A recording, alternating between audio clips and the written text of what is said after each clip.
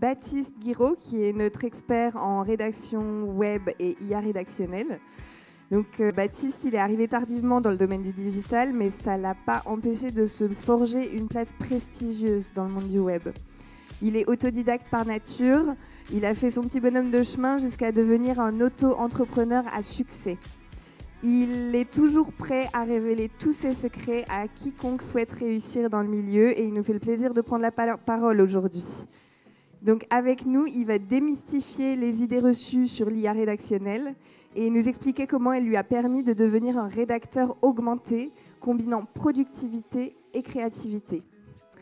Comme il le dit si bien, rien n'est tout blanc, rien n'est tout noir, et il va ainsi explorer avec nous la synergie entre l'humain et l'IA pour obtenir des contenus de qualité tout en préservant l'authenticité de la plume d'un rédacteur professionnel.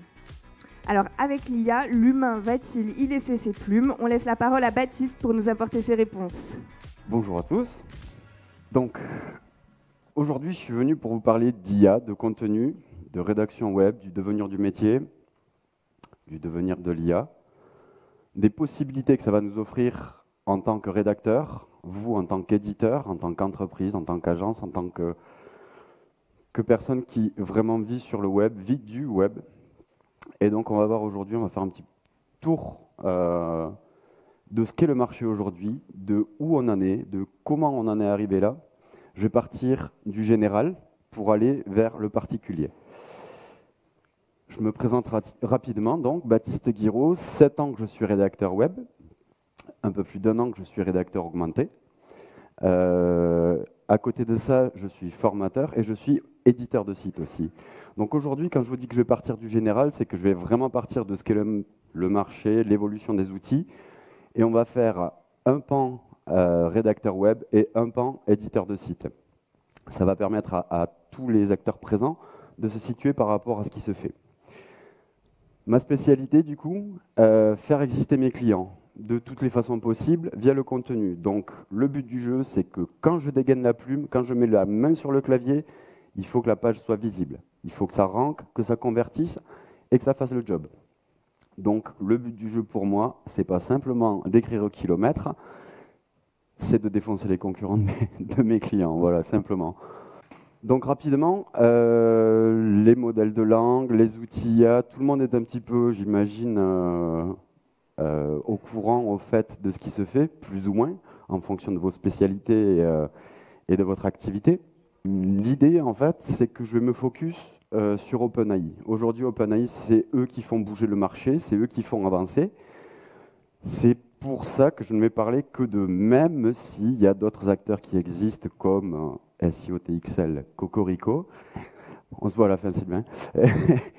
Et donc, on va vraiment partir sur OpenAI qui aujourd'hui est le tracteur, vraiment est le moteur de tout ce qui est en train de se faire.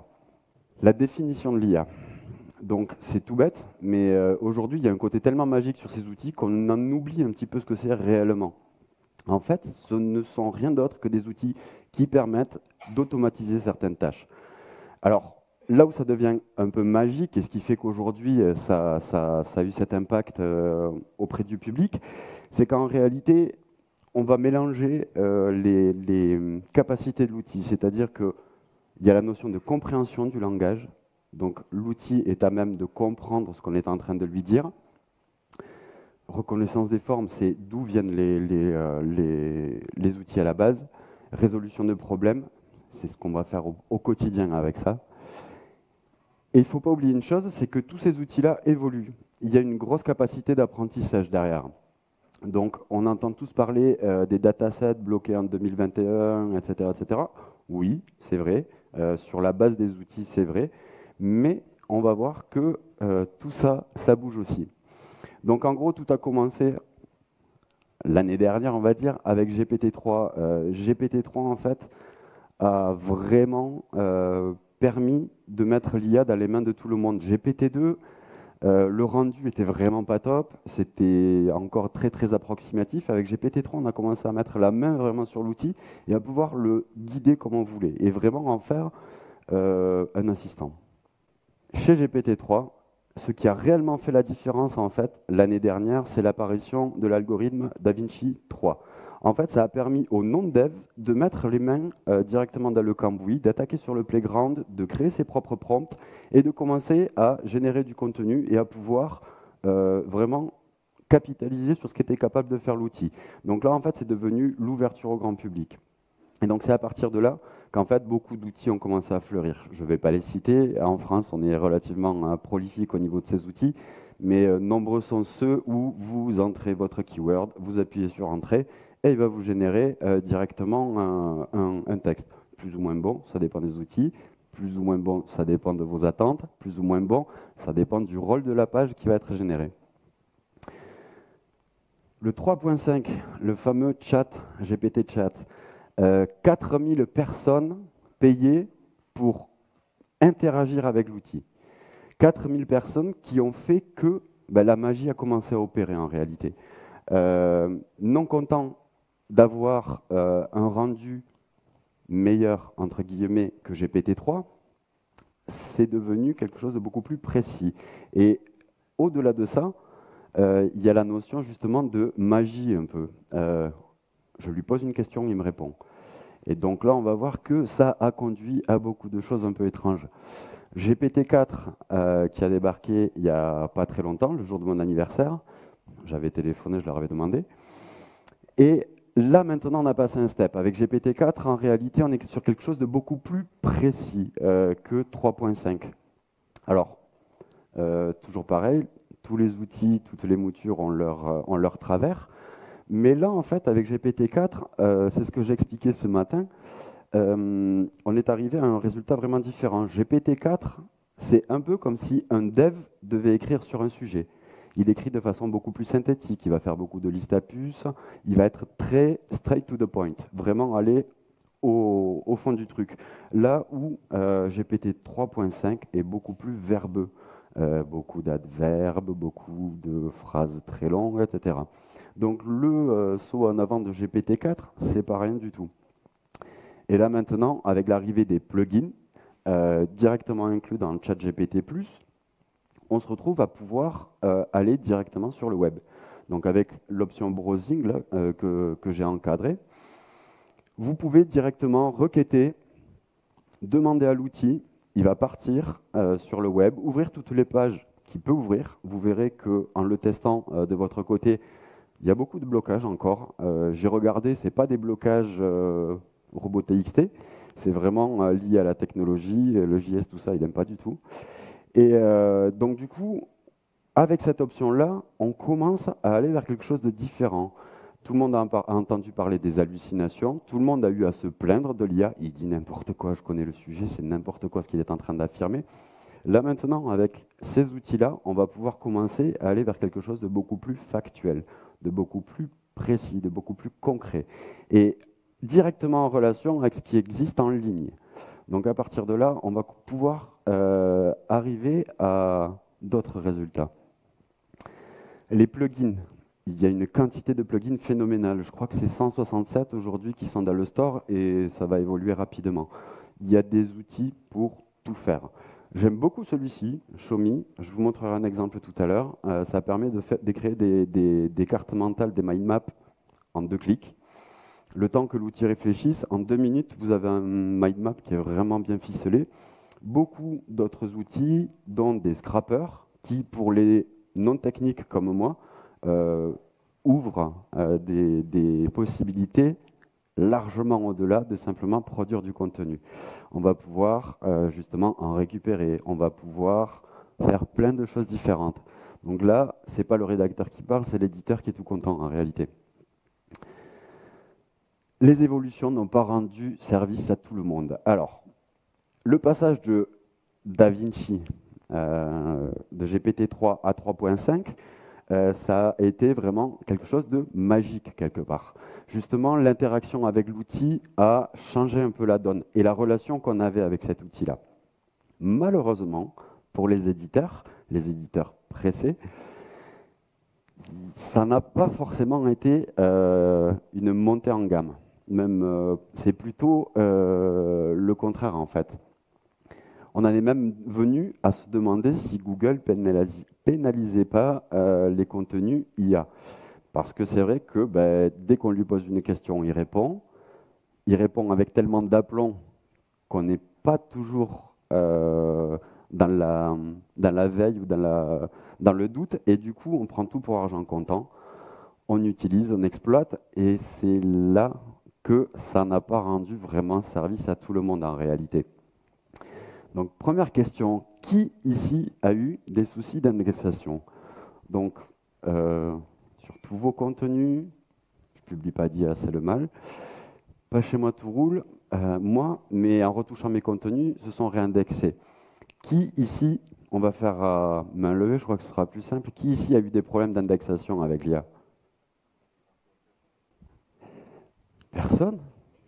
Ah, quand même. Non, non, parce que là, j'allais dire, vous êtes des trompettes, quoi, vous mentez. Non, non.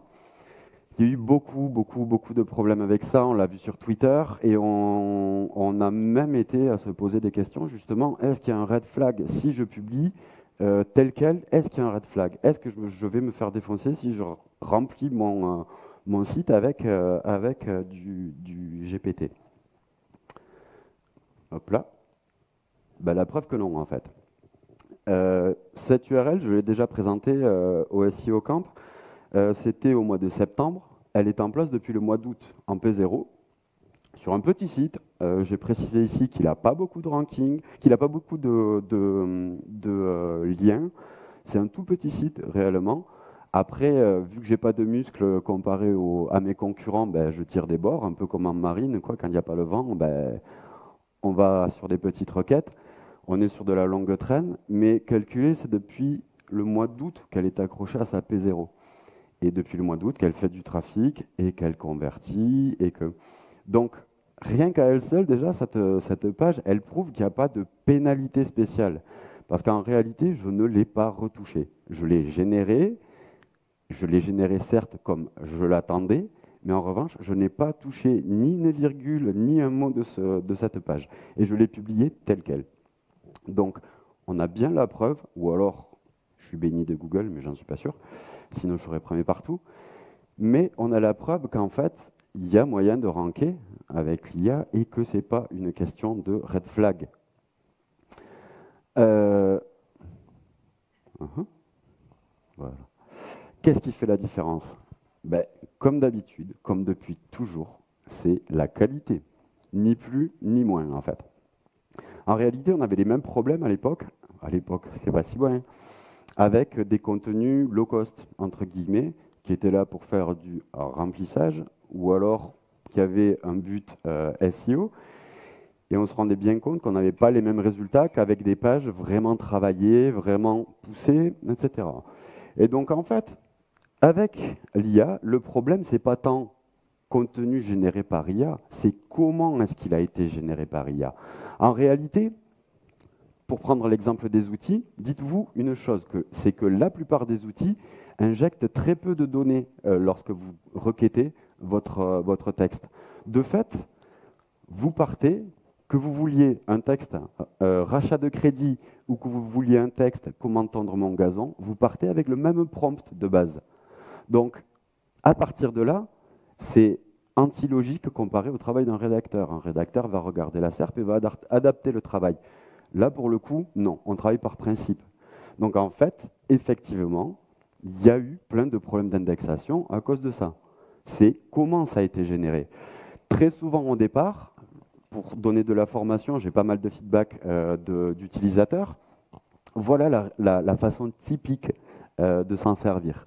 Créer un plan pour rédiger un article sur la tonte de gazon et dans la foulée, utilise ce plan pour me rédiger un article sur la tonte de gazon. Très souvent, quand les gens font ça, ils n'ont même pas jeté un œil à la SERP. Donc en fait, dès lors qu'on a une approche juste globale et par principe, on sait très bien que sur le web, ça ne marche pas. Chaque SERP est unique, chaque requête suppose un travail particulier. Et c'est de là que vient le gros problème, en fait, avec le contenu IA. Avec un peu de chance, il y a quelques mots pour optimiser le contenu quand c'est fait comme ça. Mais en général, tous les gens qui sont venus me contacter en me disant « je ne comprends pas, à chaque fois que je l'utilise, ça ne marche pas », dès que j'analysais le process, c'était ça. Ça, c'est à bannir. Mais vraiment, c'est à bannir. Impossible de travailler par principe. Impossible. Quelle que soit la requête, quelle que soit la thématique, c'est pas possible. Un rédacteur ne le ferait pas. Vous ne le feriez pas pour envoyer un brief à un rédacteur. Pourquoi est-ce que vous demandez à un outil qui ne part pas en ligne de le faire? C'est totalement illogique. Donc en fait, c'est là qu'est tout le problème. C'est que la magie a opéré à un point que l'outil a réussi à convaincre les nouveaux utilisateurs, j'allais dire les néo-users, non, les nouveaux utilisateurs, qu'en fait, il était capable de répondre à tout, et bien en plus. Et non, surtout pas. Voilà un exemple. Avec cette méthode, en fait, là, je vous ai mis la capture du contenu. Vous voyez la longueur du contenu, en réalité. Pour cette requête, le contenu sera arrêté par là, on était bien. Ça suffisait. Mais GPT 3.5 est très verbeux. Il parle beaucoup, il met beaucoup d'adverbes, et puis en plus, il a toujours un petit truc en plus à dire. Le petit plus, c'est parfois le petit plus de trop, en fait. Souvenez-vous toujours d'une chose, c'est que tous vos contenus vont être jugés par un algorithme. L'algorithme aura des critères. Si vous sortez du cadre, soit vous disruptez la SERP et vous arrivez à créer une nouvelle tendance, un nouveau trend, et auquel cas vous serez premier, soit vous ne faites que comme les autres, vous allez accumuler du contenu qui n'aura strictement aucun effet sur le site. Là, on voit vraiment le travail. À ce moment-là, j'ai commencé à publier, et depuis, en réalité, le site il est en train de se crasher. Il y a même des pages qui se sont désindexées. Beaucoup se sont retrouvés en index secondaire. Donc, sur site de points, ça apparaît, mais quand on regarde, elles n'y sont pas. Donc, cette méthode de travail, voilà ce que ça a entraîné. Et c'est de là que viennent toutes les plaintes qu'on a pu voir. L'IA, ça ne marche pas, l'IA, c'est nul, l'IA, c'est... Non. Toujours pareil, quand c'est bien fait, ce n'est pas le même combat. Voilà un exemple de quand c'est bien fait. L'exemple que vous avez sous les yeux, c'est un site de cuisine. C'est un site que je m'amuse à maintenir depuis 2 ans maintenant environ. Et il n'y a que du contenu IA dessus. Que du contenu IA. Il n'y a rien que j'ai écrit moi-même. Je surveille, je relis, encore que maintenant j'ai un process tellement rodé et tellement carré que je sais que les hallucinations sont écartées, mais voilà ce que ça donne. Il y a moyen d'avoir de très beaux résultats, sans problème, et qui réellement renseignent l'internaute. Regardez le temps de session, c'est pas dégueu. Surtout sur une recette de cuisine, c'est plutôt logique d'y passer du temps, noter les ingrédients, hop. Donc en réalité, il y a moyen, il y a vraiment moyen, il y a plein de places. Toujours pareil, tout est question de méthode. Un autre exemple, là c'est sur Discover. Alors, j'ai de tout petits sites, donc je n'ai pas des courbes comme vous pouvez voir sur Twitter. Mais en réalité, dès lors qu'on s'y met un peu, ça marche très bien. Là, pour ce site, l'exemple, il me faut entre 6 et 10 minutes pour écrire un article. Ce que je fais sur ce site, en réalité, c'est que je suis en train de commencer à arrêter de fumer. Quand j'ai vraiment envie de fumer, que je suis en train de bosser, hop là, je coupe, je passe sur ce site, entre 6 et 10 minutes, je publie, ça part. Donc vous voyez, sur un mois, le site est tout jeune, il a 2 mois, donc 3 mois, 88 000 visites, et c'est en hausse. Là, je me suis cassé les côtes. C'est là qu'est le problème au niveau du trafic. C'est pas technique, c'est juste que j'étais beaucoup moins productif à ce moment-là. Et est-ce que ça tient dans le temps? Ben ouais, ça tient dans le temps. Là, je vous montre le premier trimestre de l'année sur le site de cuisine. Je pourrais remonter bien plus en arrière. Je ne suis pas allé jusqu'à Noël parce qu'en fait, sur la lecture de la courbe, ça aurait été bizarre. Je suis très bien placé sur des requêtes de Noël et du coup, j'ai fait plus de 200 000 visites dans le mois. Vous seriez dit, ouais, mais il ment en fait. Non. Voilà comment vit le site en continu.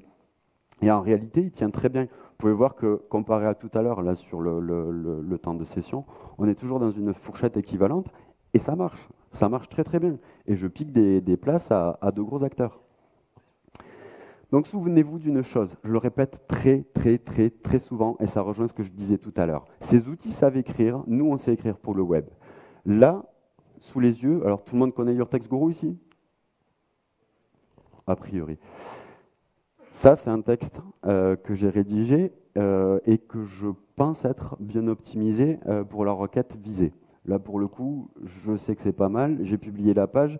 Je suis en haut de seconde page. Je l'ai publié la semaine dernière. Je suis en haut de seconde page.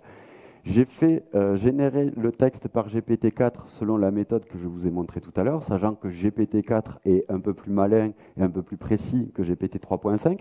Et en réalité, vous voyez, d'un point de vue sémantique, on est au FIG, en fait. Il n'y est pas, l'outil. Il n'y est carrément pas. Pourtant, le texte est convaincant. Le texte fait le job. On y croit. Et vraiment, les infos qu'il y a dedans sont bonnes. Par contre, le taf pour le web n'y est pas. Donc, c'est là qu'il faut se dire qu'il y a peut-être un delta qu'il faut combler. Et en réalité, ce delta, ben, c'est les capacités à ce qu'on fait tous ici, tous les SEO, etc. C'est l'analyse, la compréhension et l'adaptation ensuite. Si vous voulez travailler avec l'IA, en réalité, ne lui posez pas de questions, ne lui donnez pas le choix. Voilà moi comment je traite l'IA. En réalité, ce n'est pas mon ami, loin de là. Pour moi, l'IA, c'est vraiment un outil, c'est mon esclave. Je le paie, c'est mon esclave. Je ne le ferai pas avec un humain, c'est une machine et je peux me défouler là pour le coup. Il faut absolument prendre la main sur l'outil, d'accord ? C'est ce que j'explique depuis tout à l'heure. On a tous, quand on produit une page, un objectif. On ne crée pas une page parce que ça ferait bien d'écrire là-dessus. Et j'attends un résultat. J'attends un résultat en termes de qualité, j'attends un résultat en termes de réponse, j'attends un résultat en termes de ranking derrière. Donc, l'idée, c'est que quand vous passez commande à un rédacteur et qu'il vous rend un mauvais texte, vous savez le lui dire. Vous savez juger de sa qualité. Vous savez lui dire, là, tu t'es trompé. Là, c'est pas bon. Par contre, je me rends compte que les utilisateurs sont beaucoup plus permissifs avec l'IA. Ah ouais, c'est cool, ça le fait, ça m'a pris 3 secondes. Alors que si un rédacteur vous avait rendu le même travail, il y a des chances qu'il ait été filtré en lui disant « Attends, t'as mis trop d'adverbes, c'est pas top, c'est pas… » Donc en fait, c'est ça l'idée, c'est être aussi exigeant avec ces outils que ce que vous pouvez l'être avec un rédacteur, quel qu'il soit, quel que soit son niveau. Mais concrètement, elle est là la source en fait. Voilà. Avec le rédacteur, c'est directement lié effectivement dans la qualité de la commande, à la différence de l'IA, où là, ce sera directement lié à votre partie analyse et à la qualité du prompt. Quelques règles simples si vous travaillez avec l'IA. Vraiment, ça, mettez-vous-le en tête, c'est essentiel. Ne lui posez jamais de questions. Donnez-lui des ordres. C'est bien beau de… Si, à titre perso, quelle est la plus grande ville d'eux? Si, pourquoi pas, très bien. Par contre, quand vous bossez avec, ne lui posez jamais de questions. Parce que ça veut dire que vous laissez potentiellement la porte ouverte aux hallucinations ou aux problèmes. Ne lui laissez aucune initiative. S'il y a quelque chose de spontané qui apparaît dans la rédaction ou au milieu du texte et qui vous surprend et vous dites « bon, je laisse », non, laissez pas. Ne laissez pas. Si c'est bizarre, si ce n'est pas à sa place, si ça vous surprend beaucoup trop, dites-vous que ça aura le même impact sur l'internaute. Et au-delà de ça, est-ce que d'un point de vue algorithme, je vais être bien jugé? Est-ce que ça va être bien vu? Donc ça, on oublie. Ne leur faites pas confiance non plus quant aux informations qui vous remontent. Il y a beaucoup d'informations sur lesquelles ils sont très forts, l'outil est très fort. Par contre, vous allez voir que très facilement, une coquille peut se caler au milieu et elle passera à l'as si vous faites trop confiance à l'outil. Et comme je disais tout à l'heure, on le dirige vraiment.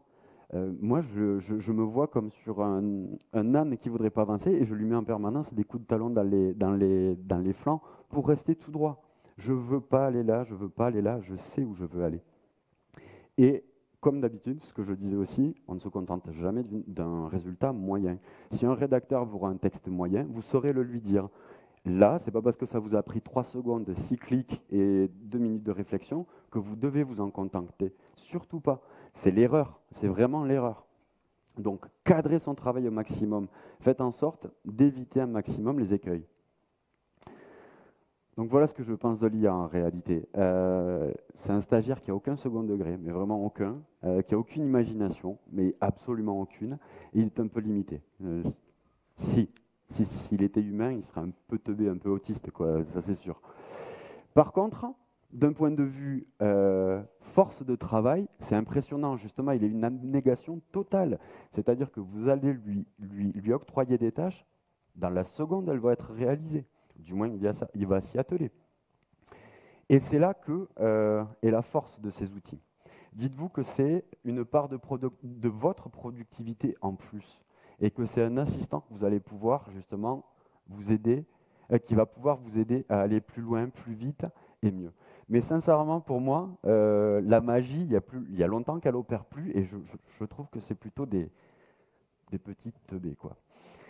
Concrètement, à quoi, en tant que rédacteur, je vais pouvoir m'attendre, en tant que rédacteur, là je dis, et pas en tant qu'éditeur, je vais pouvoir m'attendre avec des outils comme ça. Là, en fait, j'ai simplement sollicité l'outil pour qu'il m'explique ses points forts un petit peu et ses capacités, et là où il était capable de m'aider, moi, dans mon taf de rédacteur. Et en réalité, regardez bien tout, vous allez voir qu'on est essentiellement sur de la mise en forme, en fait. Essentiellement. On est vraiment sur quelque chose de très mécanique.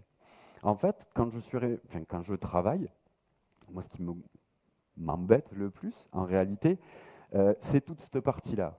Construire un tableau, quel intérêt. Générer des listes à puces. Si j'ai la data, pourquoi est-ce qu'il ne le ferait pas? De la traduction, ça c'est génial, plus que DeepL même, parce qu'on peut s'amuser à même pousser un peu la personnalisation de la traduction, en lui demandant du vocabulaire propre à un métier, à un secteur, à quelque chose. Donc ça, c'est super intéressant, la traduction. La correction grammaticale, qui, je trouve ça génial, moi, dans le sens où ça permet à des gens qui ne sont pas très enclins à l'écriture, qui ont des difficultés de dyslexie, ce genre de choses, de pouvoir passer à l'action, en fait, et de pouvoir produire du texte. Donc, en ce sens-là, pour un rédacteur, ces outils-là, sont vraiment de vrais assistants. Et quand j'entends beaucoup de rédacteurs, et vous avez tous dû en voir passer sur LinkedIn et sur Twitter, dire « c'est le mal, jamais j'utiliserai ces outils », c'est stupide. C'est aussi stupide, mais j'affirme ça, stupide, vraiment, c'est aussi stupide que dans les années 70, dire à une secrétaire « non, restez sur la machine à écrire, touchez pas l'ordinateur, c'est le mal. Ça va vous bouffer votre boulot, c'est le mal. » C'est stupide. C'est stupide, parce que la mise en forme, elle est bien meilleure sur un ordinateur. On gagne bien plus de temps, on va beaucoup plus vite. Et le traitement de texte est bien meilleur, il corrige les erreurs. En fait, c'est exactement pareil. On est juste à un changement de paradigme, on n'est plus sur les mêmes choses, mais c'est exactement la même chose. Donc, en tant que rédacteur, mais bien sûr qu'il faut l'utiliser, bien évidemment. Tout ce qui est fastidieux, on se le fait sauter, en fait. On économise du temps, mais vraiment, on économise beaucoup de temps. Pourquoi j'irai faire un tableau? C'est nul, c'est pas mon taf. Mon taf, c'est vraiment mettre en forme les choses. Le tableau, il viendra agrémenter ce que je suis en train de dire, ou il viendra sur la fiche produit. Pourquoi je le ferai? Donc, simplement, il y a plein de petites choses aussi, de petits prompts très utiles. Résume chacune de ces informations en longue liste à puces. Je fais de la veille, je suis en train d'attaquer une SERP, je prends les 3 premiers, je les colle dans l'outil, il me fait une liste à puces de chacun, je vois les axes, compris les concurrents. En lisant les listes à puces, ça va beaucoup plus vite. Too long didn't read, ben là c'est fini, vous l'avez vraiment... Et ensuite, je vais plus loin. Il y en a un qui me paraît un peu plus consistant que les autres, il y en a un qui... Je vais checker, et là je vais lire l'article. Mais en soi, pour survoler une SERP, c'est génial, c'est vraiment génial. Là, idem, je travaille beaucoup avec un outil qui s'appelle DoBrief, qui permet de scraper une SERP en fonction d'une requête faite. Il va vous ramener les 10 premiers, et en fait, vous pouvez faire du drag and drop sur toutes les titles H1, H2. Du coup, vous récupérez un plan d'article qui est fait pour ranker, qui est vraiment fait pour répondre, pour ranker sur la requête que vous visez. Et en fait, juste ça, là, reformule chacune de ces expressions en conservant leur sens respectif. Ben, vous savez que vous avez le plan qu'il faut pour attaquer la requête, mais vous n'êtes plus en duplicate content. Donc à partir de là, j'ai plus qu'à dérouler. Si je connais le sujet, j'attaque. C'est vraiment tout bête, mais à titre de professionnel, de rédacteur, je m'en sers tous les jours, mais tous les jours, et plusieurs fois par jour. Donc ce serait bête de s'en priver si je gagne ne serait-ce que 10% de mon temps dans la journée. C'est 10% de productivité en plus. Pourquoi je m'en passerais? Développe ce concept. Alors ça, quand on arrive sur des sujets qu'on connaît moyennement, qu'on est sur la SERP et qu'il y a quelque chose qui paraît un peu ovni, développe ce concept. Ça permet en fait d'aller, surtout sur des contenus evergreen, d'aller un peu plus loin en fait et de comprendre parfois des subtilités sur certains sujets. Tout bête, mais vraiment très très utile. En utilisant avec la fonction browsing, vous évitez en plus les écueils liés à la mauvaise compréhension de l'outil ou au contraire au dataset périmé, entre guillemets, qui est du moins pas à jour. Là, si le concept a évolué ces derniers temps, vous ouvrez le plugin browsing, vous posez cette question-là, et en fait, il va vous faire une remontée des informations à jour. Donc ça aussi, pourquoi je m'en passerai? C'est génial. Ça permet de faire de la veille, par exemple, ou au contraire de se spécialiser sur un sujet très rapidement. 3 clics, c'est fait. C'est fou. Là où je passais des heures vraiment de veille, de recherche, à lire, même parfois pour rien, des sujets, là, je l'ai. Un truc qui est génial, met ce texte en forme. Alors ça, j'adore. Vraiment, j'adore, parce que je peux écrire, en fait, en mode débridé. Je n'ai plus qu'à me focus sur mon contenu, sur le rendu que je veux. Je le structure, évidemment, en montrant les paragraphes. Je le mets dans l'outil, je lui dis mets-moi-le en forme, et derrière, il me fait 90% du taf. Il va me mettre le H1, le H2, les listes à puces, tout va être impeccable. Donc en fait, là aussi, si je bombarde en écrivant, si j'arrive à, perso, en tant que rédacteur, j'écris 6000 mots par jour, max. Enfin, moyenne max, on va dire. En réalité, en faisant sauter ces trucs de mise en forme, rien qu'avec ça, déjà, j'arrive à passer à 7500 mots par jour. C'est bête, mais c'est fou comme c'est chronophage la mise en forme sur les textes quand on est en train de bosser. Donc ça, pourquoi s'en passer en fait? Voilà, ça c'est le nom que je donne à ces outils. Pour moi, l'IA, ce ne sont que des accélérateurs de mise en forme. Ce n'est que ça. Vous portez le fond, ils le mettront en forme. Créer un tableau à partir de ces données. Je lui ai mis les données en vrac, Pixel 6, Pixel 7 Pro. En fait, là, on a tout le comparatif qui vient de se faire instantanément. Je lui ai donné la data, je lui ai dit crée-moi le tableau. Je n'ai même pas mis les champs. Je ne lui ai même pas dit crée-moi 3 lignes. Non, rien du tout. J'ai juste dit créer un tableau à partir de ces données. Vous pouvez vérifier. Tout est juste, pas d'hallucination possible. Je lui ai donné la data. Et donc, du coup, il est en train de faire les lignes qui sont faites de façon logique. Donc, pourquoi s'en passer? Par contre, ouais, effectivement, en tant que rédacteur, je ne me contente jamais, en tant que rédacteur, de ce que génère l'outil, en fait. Comme je vous le disais, c'est mon assistant. En réalité, je prends le texte, je sais que je suis en train de produire le bon contenu pour ranker, je sais que je vais faire ce qu'il faut pour que mon client soit visible, ou mon site, et donc en fait, lui derrière va m'aider pour tout ce qui est de la mise en forme. Donc, en réalité, je ne perds pas en pertinence, je ne perds pas en qualité, c'est toujours ma plume qui est là, c'est toujours Baptiste Guiraud qu'on paie pour avoir le contenu voulu. Par contre, je gagne énormément de temps. Donc en fait, quand un client me dit pas d'IA, ok, pas d'IA, j'écris. Par contre, la mise en forme, c'est l'IA qui l'a fait. Mais il n'y a pas d'IA, il n'y a pas de contenu IA dedans, il n'y a pas une phrase IA dedans, il n'y a rien. Donc, je peux utiliser l'IA même pour les clients qui ne veulent pas d'IA en réalité. J'apporte le fond et le style et lui va tout me mettre en forme. Et c'est ce qu'il faut garder en tête en tant que rédacteur ou en tant, je dis rédacteur, mais en fait ça peut être chargé de contenu dans une entreprise, ça peut être la partie marketing qui s'en occupe. Portez le fond, ils s'occuperont de la forme. Derrière, c'est vous qui pilotez avec le fond. Et vous, vos sites avec l'IA, vous avez de bons résultats, ils rankent? Donc, vous voyez les réponses. Est-ce que c'est lié à des thématiques? Est-ce que oui, ça rank? Est-ce que vous avez des soucis? Ou... On va faire un simple A. D'accord. B. OK. C. OK. Il y en a qui cumulent. D. Oh, le troll. Comme je vous l'ai montré, encore une fois, c'est pas l'outil, c'est qu'il y a un problème dans la méthode, c'est qu'il y a un problème au niveau de l'analyse, c'est qu'il y a un problème stratégique. Ça n'est absolument pas lié à l'outil. Côté éditeur, par contre, là, c'est plus la même histoire. Là, je vous ai servi le discours que mes clients veulent entendre. Non, je n'utilise pas d'IA. Oui, c'est Baptiste Guiguero qui a écrit la moindre ligne.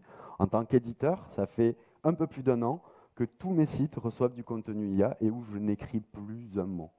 Je n'y touche plus. Je ne corrige pas. Je laisse tel quel. Pourquoi ? Parce que j'ai réussi à avoir un process aujourd'hui qui me permet d'être suffisamment sûr de moi pour publier le texte tel quel. Ça ne veut pas dire que je ne le relis pas, attention. Mais au mieux, je vais supprimer une phrase. Mais jamais je n'ajoute de contenu. Ça fait un petit moment là que je m'amuse à faire ça.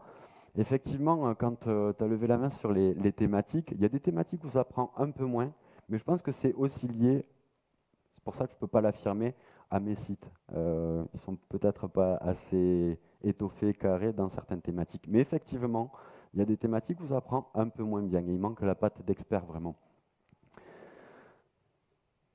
En réalité, avec l'IA, c'est ce qu'il y a de bien à comparer à ce que les éditeurs de sites faisaient avant. Avant, on achetait du contenu, certains le font peut-être encore, on achetait beaucoup de contenu sur des plateformes, en offshore, etc. etc.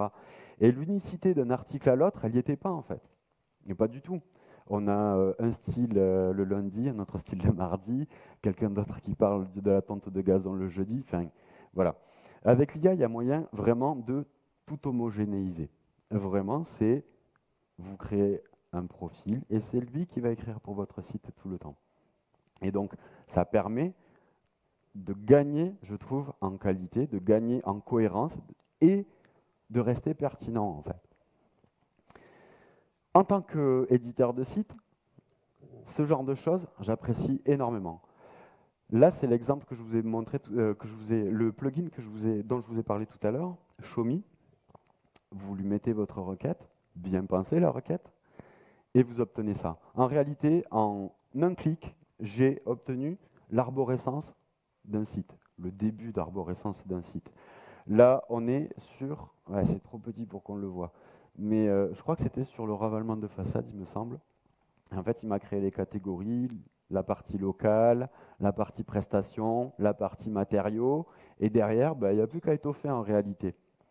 Et donc ça, en fait, c'est un combo de plusieurs choses. Je n'ai pas que fait confiance à l'outil. Je suis passé par le browsing et ensuite je suis passé là-dedans. Mais en gros, pour obtenir ça, réellement, il faut 1 minute environ. 1 minute entre le moment où je formule le besoin dans ma tête, j'appuie sur le bouton, j'ai le rendu, 1 minute, j'ai ça.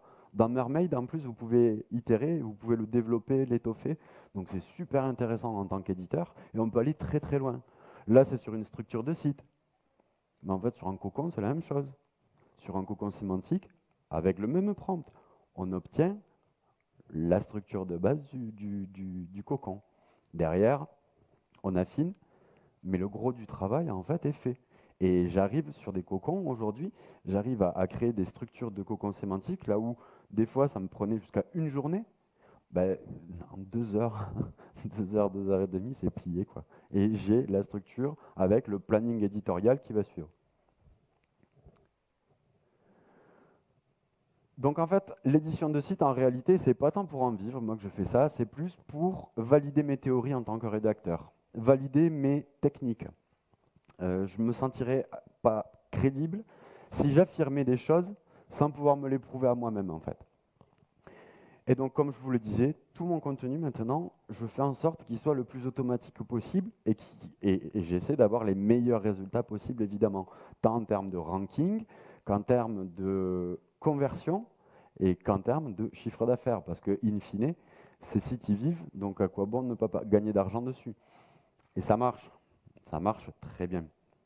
Le tout, c'est d'arriver à utiliser la bonne méthode au bon moment. Donc en gros, pour une landing page, aujourd'hui, même pour mes sites, une vraie landing page, j'utilise la méthode hybride. Je travaille avec l'outil, je me fais assister, je gagne énormément de temps, mais pour autant, sur une landing page, après par contre, je sais que j'ai un résultat très quali, très structuré et très quali, et très orienté conversion, tout le temps orienté conversion.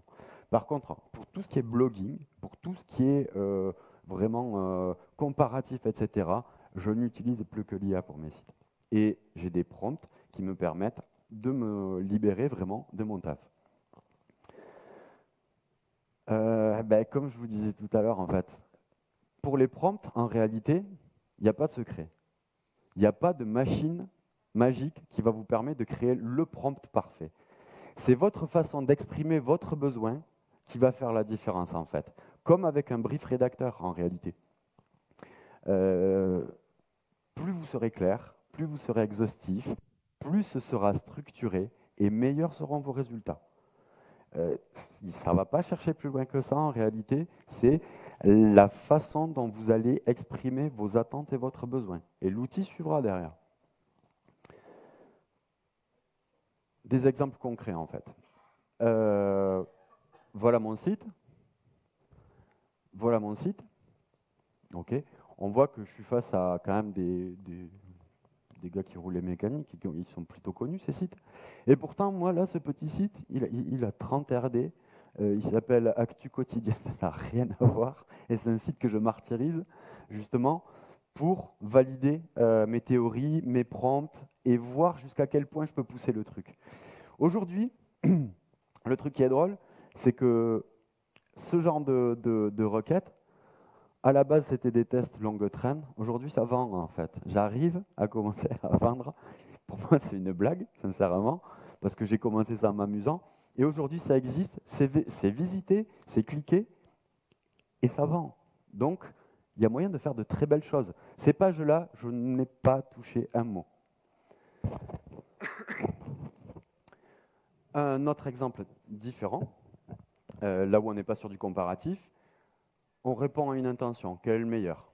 Là, j'ai été obligé de prendre toute la page. Je suis second. Sincèrement, Patrick qui est par là le sait, j'ai honte de cette page. Mais je pousse le test jusqu'au bout en réalité. Ça, c'est une requête qui représente environ 1000 visites par mois sur ce site.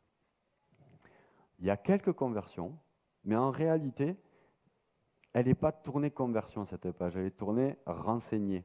Donc, c'est normal qu'il n'y ait pas trop de ventes dessus. En revanche, on voit qu'on a un pure player au-dessus, mon écart, à qui j'ai déjà acheté du lien d'ailleurs, et c'est un site qui tabasse. Et on voit que moi, petit poussé, j'arrive à le talonner en fait. Et il y a même des jours où l'ordre est inversé. Et là, si vous cliquez là, c'est moi qui apparaît en fait. Sur la première question, c'est cet article qui ressort. Là, pareil. Je disais que j'avais un peu honte dans le sens où là, ça a été généré avec GPT-3, pas GPT-4. GPT-3 est beaucoup plus verbeux. Cette page, à mon sens, elle a beaucoup trop d'adverbes, elle a beaucoup trop de... Mais elle est là, donc je pousse le test encore plus loin. Quand elle va commencer à dégringoler, j'y passerai par-dessus, puis on verra ce que je pourrais en faire, et en faire une vraie page. Mais aujourd'hui, je laisse pousser le truc. Mais la preuve, ça marche. Ça fait 6 mois qu'elle est là. Le fameux site que je vous ai montré en Discover tout à l'heure. Comme je vous disais, entre 6 et 10 minutes pour un article. Quand j'ai envie de fumer une clope, je m'arrête et je fais un article. J'arrive à économiser pas mal de clopes comme ça dans la journée. Mais en gros, pour ce site, j'arrive à coller... C'est un site, je vais vous le dire carrément, c'est un site d'actualité de rugby. J'arrive à coller à l'actualité chaude, en direct. Et j'arrive même à croquer des places sur Discover, à l'équipe, à Rugby-Rama, à tous ces gros acteurs. Pourquoi? Parce qu'en fait, j'ai un process de travail qui est tellement rodé, qui fait qu'aujourd'hui, c'est devenu ultra mécanique. J'ai 3 prompts. Avec ces 3 prompts, pour cette tâche, j'arrive à rédiger tous mes articles. Vraiment tous. Et donc là, en fait, on voit qu'un process bien rodé évite les écueils, les erreurs, les hallucinations et tout ça. Et au-delà de ça, c'est la rapidité, la réactivité qu'on arrive à avoir en tant qu'éditeur. On arrive à coller à l'actualité ultra chaude. Et ça marche très très bien. Et il n'y a pas de plainte. Ce site, quand je l'ai relancé, il avait 30 RD. Aujourd'hui, il en a 52. Les 20 RD, ils viennent tous de forums de supporters qui se sont partagés certains articles. Et du coup, je reçois des liens gratos comme ça, thématisés en plus. Et donc, du coup, le site, il peut que monter. 3 prompts que j'utilise. Et vraiment, j'ai un process qui me permet d'être vraiment carré. Il n'y a plus de place à l'erreur. Rien de magique. Vraiment rien de magique. Pour vous aider à comprendre comment est-ce qu'on construit un prompt, c'est tout bête. Décomposez votre process. Vraiment, le process de création de contenu, décomposez-le dans toutes ces tâches. Analysez. Analysez votre besoin, comprenez bien. Cherchez vraiment à exprimer de la façon la plus claire possible vos attentes, réellement. Et c'est ce qui va faire toute la différence. Comparé au petit prompt que je vous avais montré tout à l'heure avec « crée-moi un plan pour », et rédige l'article à partir de ce plan, rien à voir. J'ai des prompts aujourd'hui qui font jusqu'à 1500 mots. 1500 mots chargés. Il y a deux notions en fait. J'y viens juste après, mais je pense que ça vaut le coup que je l'aborde. Il y a une notion de prompt vide et de prompt chargé. Prompt chargé vous permet d'éviter toutes les erreurs. C'est là que vous aurez les meilleurs résultats. Les comparatifs, c'est un prompt chargé par exemple. Donc 1500 mots, ça veut dire quoi? Ça veut dire qu'en fait, j'ai un prompt par site. Sur certains sites, je n'ai qu'un prompt. C'est le même prompt qui va me permettre de rédiger tout le contenu du site. J'ai des variables à certains moments, je vais le charger différemment en fonction de mon besoin, mais derrière, en fait, c'est toujours le même prompt qui va rédiger, donc toujours le même rédacteur, donc toujours le même temps, le ton. Donc une unicité au niveau de la publication qui est largement meilleure que n'importe quel contenu acheté à la volée comme ça. Bon, voilà. Pardon. Les prompts peuvent naître dans la douleur. En fait, pourquoi je vous dis ça? Parce qu'en réalité, quand je crée un prompt, quand je travaille sur un prompt, je cherche une chose, c'est un résultat. Tant que je n'ai pas le résultat que je veux, je travaille. Pour le prompt comparatif, plus de 50 itérations sur la base d'un prompt déjà un peu structuré. Pour l'optimiser, pour arriver à obtenir le résultat que je voulais. Et là, aujourd'hui, ce prompt-là, je peux lui mettre 2 produits de n'importe quelle catégorie et il va directement me faire un comparatif. Vraiment. Là, j'ai 2 exemples. Un comparatif de VPN, un comparatif de casque audio. C'est le même prompt. Exactement pareil. Je n'ai rien changé. Vous voyez qu'ils ne sont pas structurés pareil, mais vous voyez qu'il y a des tableaux, des listes à puces.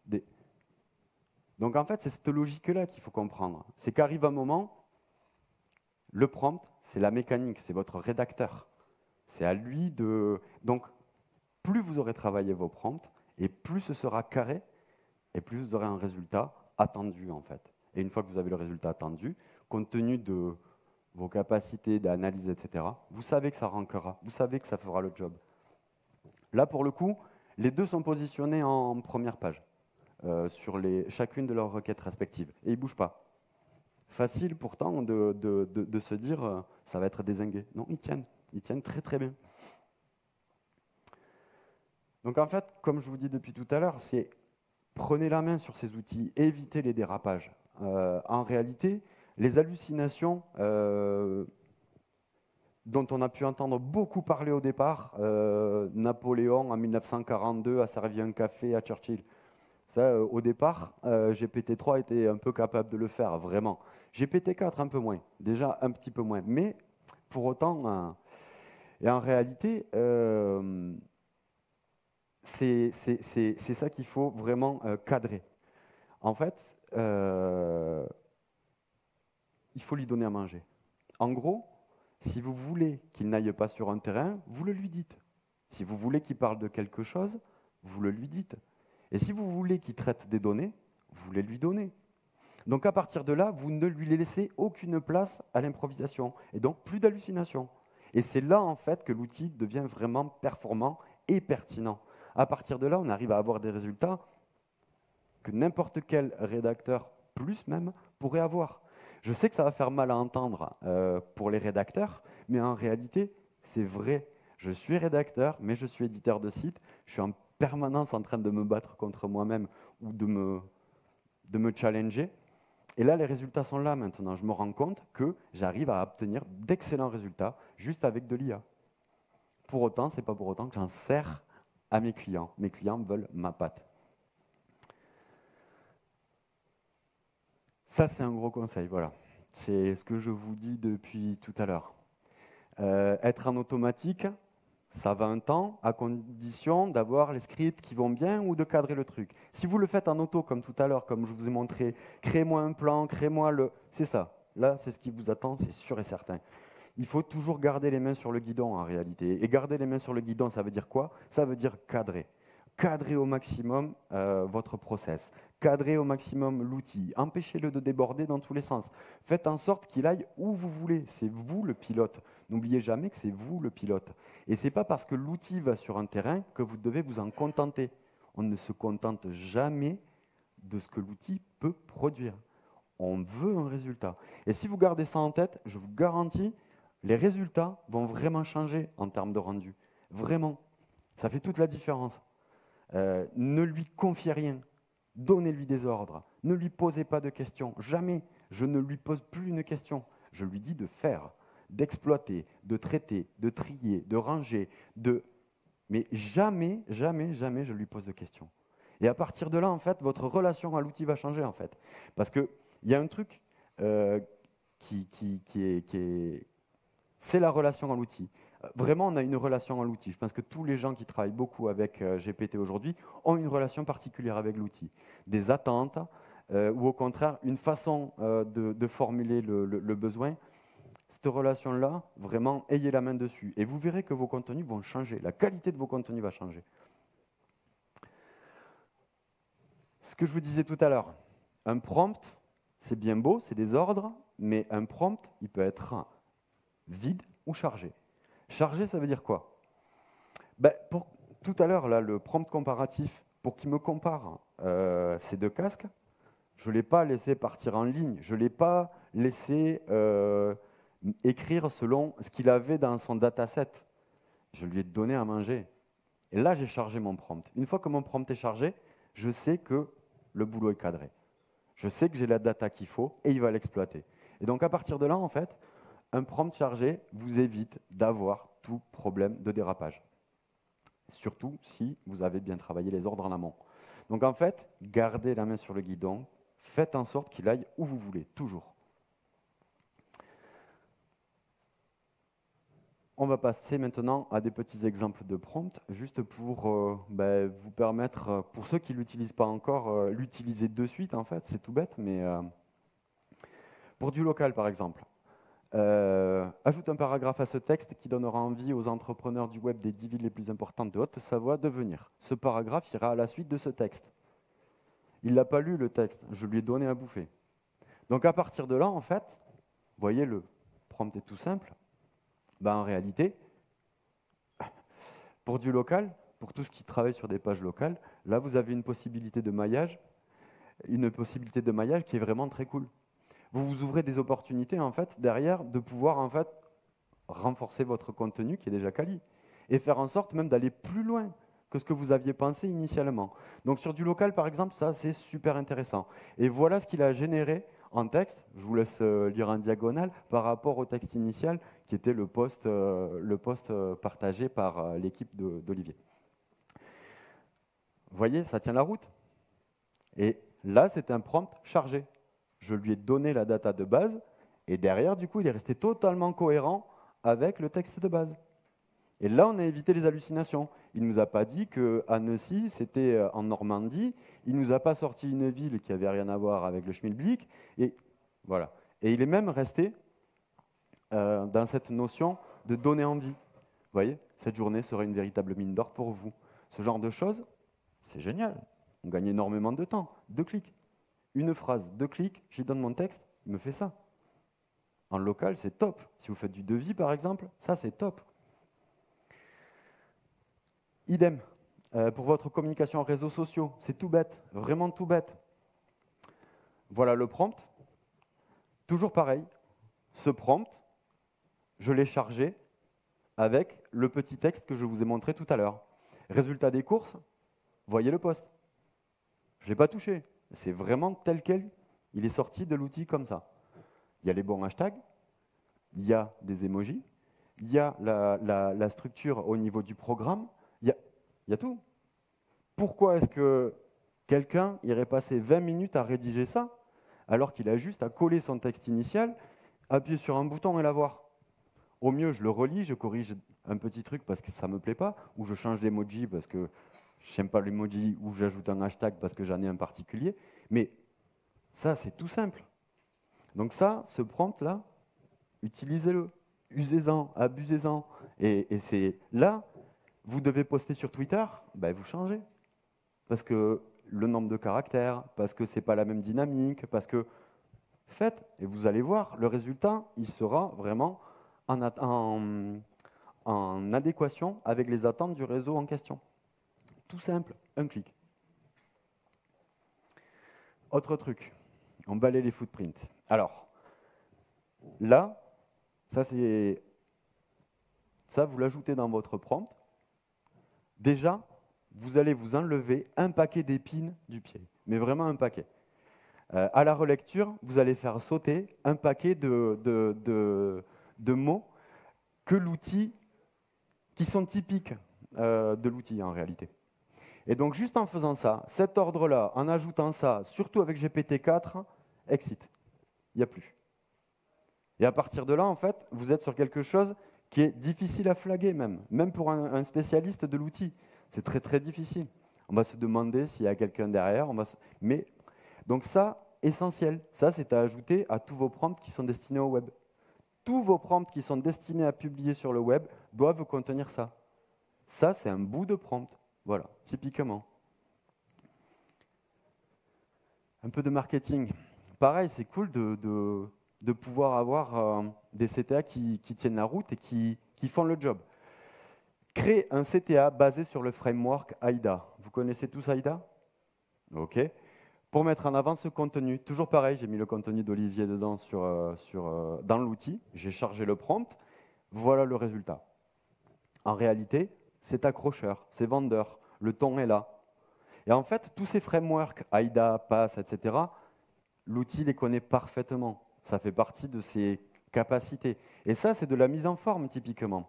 Et vous allez voir que même au niveau des phrases, les tournures, la façon d'amener les choses, c'est très marketing. C'est fait pour vendre, convaincre, et c'est ultra utile. Donc si vous avez des contenus à agrémenter de CTA, ce petit prompt-là, et c'est réglé. Vous l'avez. Évidemment, vous effacez. J'ai laissé ça pour vous montrer chacune des étapes du rendu. Mais en réalité, vous avez déjà du contenu qui est exploitable directement. Et si vous regardez bien même, il n'y a pas trop de footprint dedans. Donc là, on arrive un peu sur la fin de la présentation. Je ne sais pas où j'en suis au niveau du temps. Ah, super. Là, j'ai bombardé un peu parce que j'ai vu qu'Abdel avait un peu traîné, donc je ne voulais pas non plus.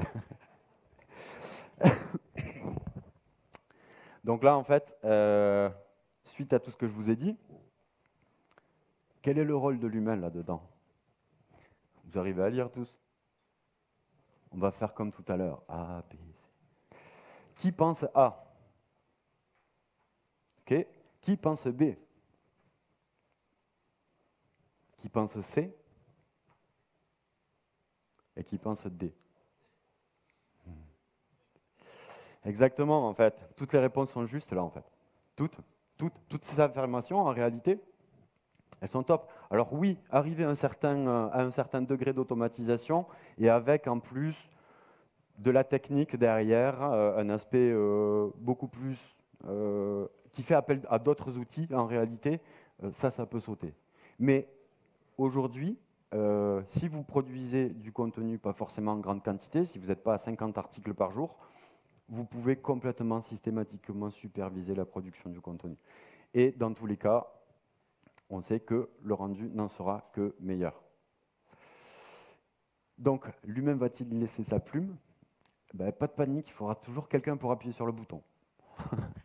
Alors, ce ne sera plus le même taf à ce moment-là, on est d'accord. On ne sera plus à écrire vraiment du texte de A à Z. Mais dans tous les cas, c'est l'humain qui tranche derrière. Est-ce que je publie ce texte ou pas? C'est l'humain qui va décider. Tout ça, en fait, il faut se dire que, c'est ce que je dis là, sans l'humain, l'IA, c'est rien, en fait. Vraiment, c'est rien. Si on compte sur les simples capacités de l'outil, pour le web, toujours pareil, pour le web, on s'envoie au carton. Donc, c'est votre capacité à vous à analyser, c'est votre capacité à vous à lui donner la bonne data, c'est votre capacité à vous à bien analyser la SERP, un plan, la structure, etc., qui vont permettre justement d'avoir les meilleurs rendus. Donc, en fait, l'humain est essentiel, vraiment essentiel dans le process de création de contenu IA. C'est lui qui va permettre d'aller au-delà et d'avoir la qualité vraiment qu'on attend. Donc, pour moi, ce qui est vraiment à retenir, c'est ça. Vous pouvez gagner énormément de temps avec ces outils, d'accord? Vraiment énormément. Par contre, soignez votre process. Ne vous contentez jamais d'un résultat moyen. Itérez, itérez, itérez, itérez. C'est-à-dire qu'un prompt, comme je vous le disais tout à l'heure, ça peut demander jusqu'à 50 itérations. Et ce n'est pas grave, on parle de centimes. Chaque fois que vous allez produire un texte à rallonge, il va vous coûter 2 centimes, 3 centimes, 5 centimes. C'est rien du tout. Itérez, itérez, travaillez, retravaillez vos prompts. Et essayez de comprendre quelle est la phrase dans votre prompt qui crée la coquille qui ne vous va pas. Essayez de comprendre qu'est-ce qui fait que ça a sauté à ce moment-là. Essayez systématiquement de comprendre tout ça. Et vous verrez qu'au fur et à mesure, vous obtiendrez vraiment des résultats largement, largement, largement au-delà de ce qu'on peut obtenir en automatique en appuyant sur un bouton sur certains outils.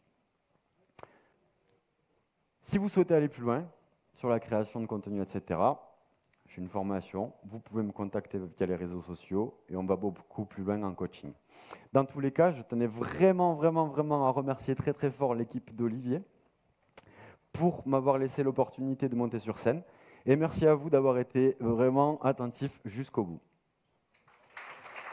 Merci Baptiste, tu nous as régalé. Est-ce que vous avez des questions pour Baptiste ? Salut Baptiste, j'ai une question pour toi par rapport à la partie que tu automatises à 100% sur tes sites là. Tu parlais tout à l'heure de l'optimisation Your Text Guru. Est-ce que tu as réussi à combiner les deux sur du full auto? Et si oui, oui. quelques conseils. Alors, ça revient à ce que je disais tout à l'heure. Décomposer le process de création. C'est à quel moment que le rédacteur il va mettre Your Text Guru à contribution? Est-ce que c'est après avoir écrit l'article, il va insérer les mots? Auquel cas, c'est facile. Tu prends la liste de mots, insère ces mots dans ce texte. Il va le faire. Mais il y a plus malin, en fait, c'est les mettre en amont, et les mettre dans le prompt, et bien lui donner l'ordre de tous les utiliser plusieurs fois. Et à partir de là, ça change tout. À partir de là, l'outil comprend qu'il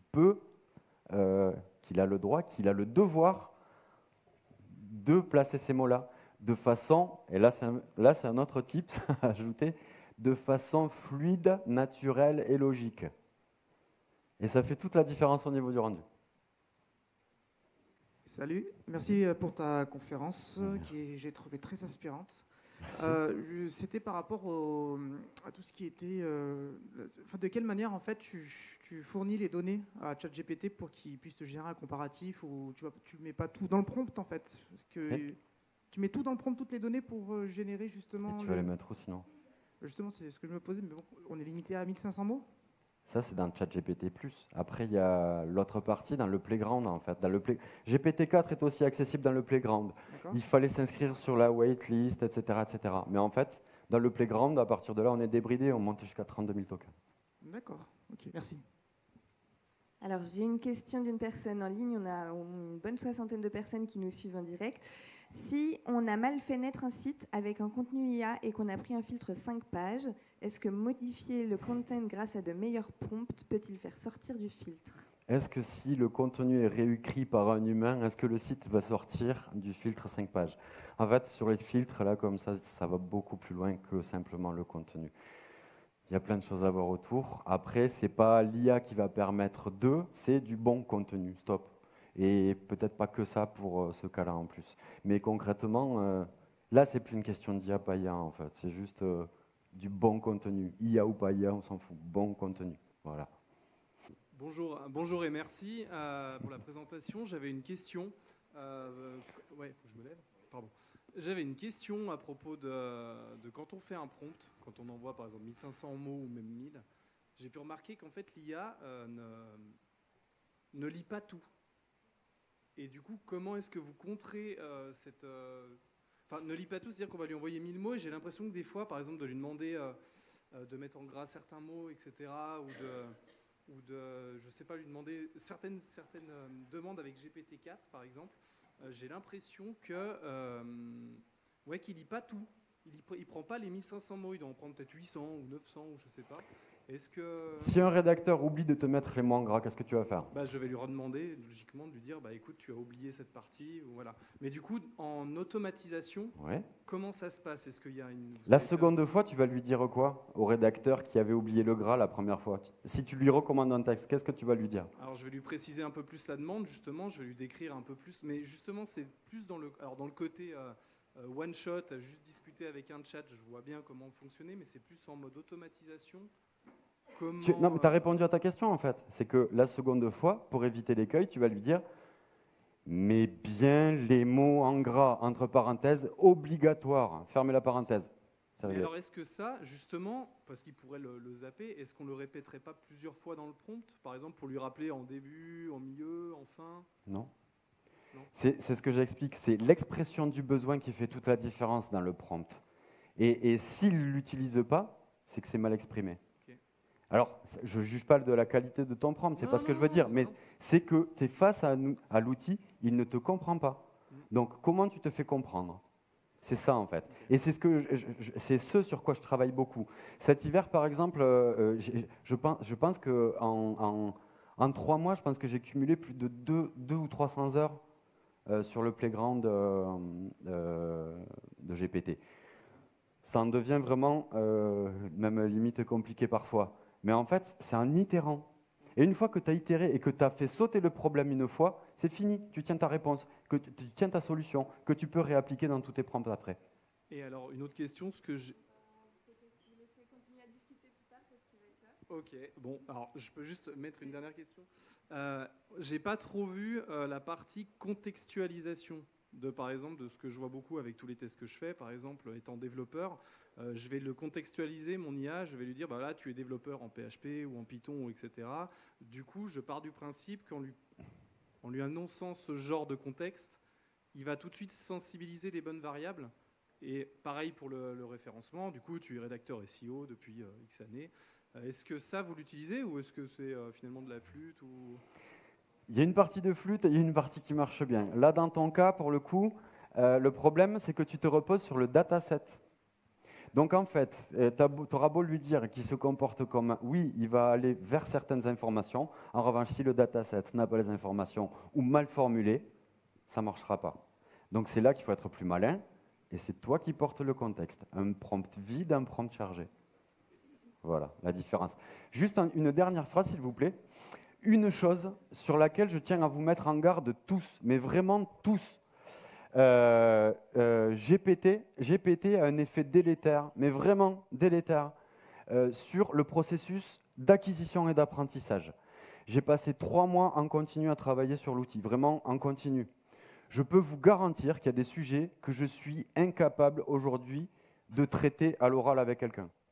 Pourquoi? Parce qu'en fait, c'est devenu tellement mécanique, c'est devenu tellement industriel, ma façon de travailler, que j'en ai perdu tout le processus d'acquisition. Et ça, j'insiste là-dessus. Il faut s'ouvrir les chakras, il faut absolument rester dans le réel, il faut absolument rester sur les SERP, il faut absolument rester là-dessus. Et ne confiez pas toute la production à ça. Vous allez vous abrutir. Mais vraiment, ça abrutit.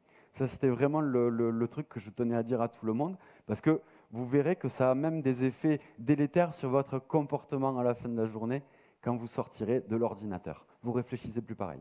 Donc faites vraiment attention à ça si vous travaillez en grosse quantité avec ces outils-là. Voilà. Merci Baptiste. Merci à vous.